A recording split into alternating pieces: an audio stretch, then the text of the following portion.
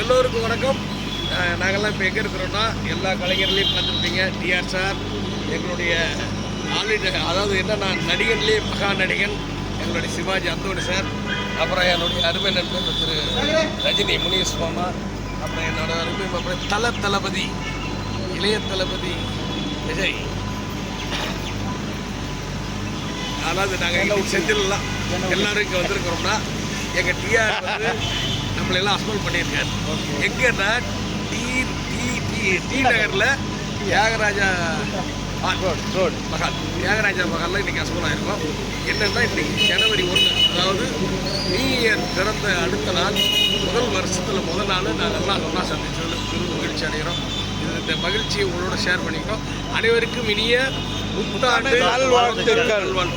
அதே போல் எங்கள் டிஆர் அண்ணா யூடியூப்பில் கலக்கிட்டு இருக்காரு. நிறைய ஒரு சப்ஸ்கிரைபர் இருக்கீங்க. உங்கள் தெய்வில் தான் அண்ணன் வந்து இன்றைக்கி குடிகட்டி பறக்கிறாருன்னா என்னுடைய சப்ஸ்கிரைபர் உங்களை கண்டிப்பாக ஆதரவு தருவாங்க. என்னை எப்படி சப்போர்ட் பண்ணுறீங்களோ அதே மாதிரி நம்ம சிவாஜி அந்தோ நீங்கள் சப்போர்ட் பண்ணுங்கள். இவர் ஓப்பன் பண்ணாலும் சிவாஜியாக வாழ்கிறாரு சரிங்களா. இந்த மாதிரி அண்ணன் நாக்க போடுவாங்களா, எல்லாம் வெள்ளையாக இருக்குன்னு ஆசைப்படுவாங்க. மூஞ்செல்லாம் கருப்பு தடவை பாதி மூஞ்ச காணோம். அதுதான் தெய்வமாக அப்படியே வாழ்கிறாரு இவர். அவர் நம்ம கேப்டன் சாராக வாழ்றாரு, அவர் ரஜினி சாராக வாழ்றாரு, நம்ம அஜித் செஞ்செலாம் வாழ்றாரு, நம்ம வடிவேல் சேகர் வந்துட்டாரு. வடிவேல் சேகர் சொல்லுங்க 2 வார்த்தை வடிவேல் சேகர். அதாவது இதில் சொல்கிறதுக்கு ஒன்றும் இல்லை.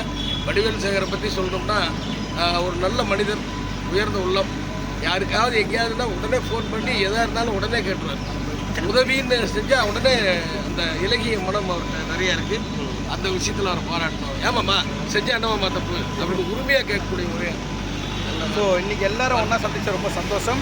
மறுபடியும் சொல்கிறேன், அனைவருக்கும் இனிய புத்தாண்டு நல்வாழ்த்துக்கள். தேங்க்யூ.